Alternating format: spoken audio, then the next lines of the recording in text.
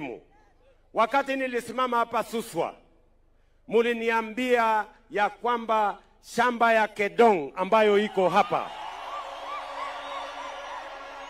mungependa sehemu yetu, sehemu hii ya Narok, kwa sababu muko na sehemu yenu kwa hiyo shamba ya Kedong, mukaniambia ya kwamba niweke mpango ili watu wa Narok wapate sehemu ya hiyo shamba ya Kedong.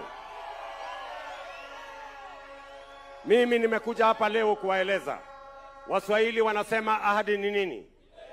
Na dawa ya deni sinikulipa. Sasa hapa Kedong, mbeleni serikali ilikuwa imewapatia ekari 4,000. Mimi nimeenda nimetafuta pesa ya serikali, nimewanunulia ekari zingine 6,000.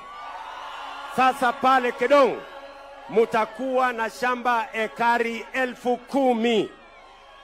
Na mimi niko tayari kuwapatia title deeds. Ile mimi nangojea ni nyinyi munipatie majina ya beneficiaries kwa wizara ya ardhi, ndio tuwaletee title deeds. Mukinipatia hizo majina wiki ijayo, ndani ya wiki moja peke yake title deeds zenu zitakuwa tayari. Narok hoye! Narok hoye! Kuna jambo lingine tulikubaliana na watu wa Narok. Tulikubaliana mambo ya Mau, si ndio? Hii Mau imekuwa ni mahali ya kufanyia siasa miaka nenda miaka rudi. Niliwaambia mimi nitakamilisha maneno ya Mau. Unaelewana my friends? Wengine walinitia fitina hapa. Wakasema Ruto akiwa rais atakuja kujaza watu Mau, agawanye watu Mau iende kwa wananchi. Mimi niliwaambia haiwezekani. Leo watu wa Narok munisikize vizuri. Hiyo Mau sasa itakoma kuwa mahali ya kufanyiwa siasa. Kwa sababu Mau ni msitu wa muhimu katika taifa letu la Kenya.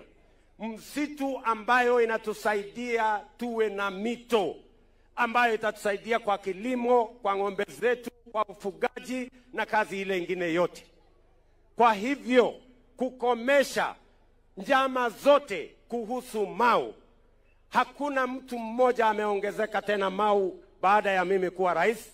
Ile imefanyika ni wale walikuwa ndani tumewaondoa zaidi. Na leo mimi nimekuja hapa na title deed ya Mau, nipatie county government ya Narok ili kusiwe tena na taswishi kwa maneno ya Mau. Sasa itakuwa chini ya county government ya Narok kwa niaba ya wananchi wa Narok County na wananchi wa taifa letu la Kenya. Na la pili, pia nimetafuta pesa ili kusiwe na taswishi yoyote. Tuweke fence hiyo Mau Forest. Tuweke fence.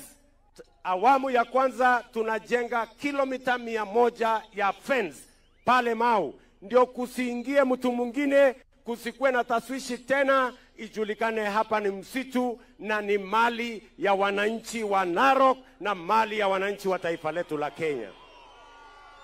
Narok hoye! Narok hoye! Si ndio muliniambia nifanye? Si muliniambia nifanye? Sasa leo pale Narok Town, wewe mtu ya tarumbeta ngojea. Pale Narok Town leo mimi naenda kupatiana title deed ya Mau kwa county government ya Narok.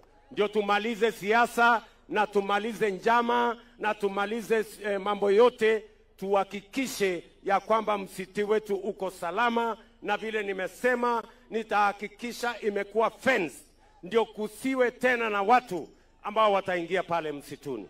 Tumekubaliana watu wa Narok? Jambo la 4 ambayo nimekuja hapa, nyinyi mlinipatia kazi ya kuongoza taifa hii ikiwemo Narok, si kweli? Mkaniambia ya kwamba mnataka airport kwa sababu Masai Mara ni ya muhimu sana. Mnataka airport international hapa Narok. Leo mimi naenda kuanzisha ujenzi wa airport hapa Narok. Mnanielewa?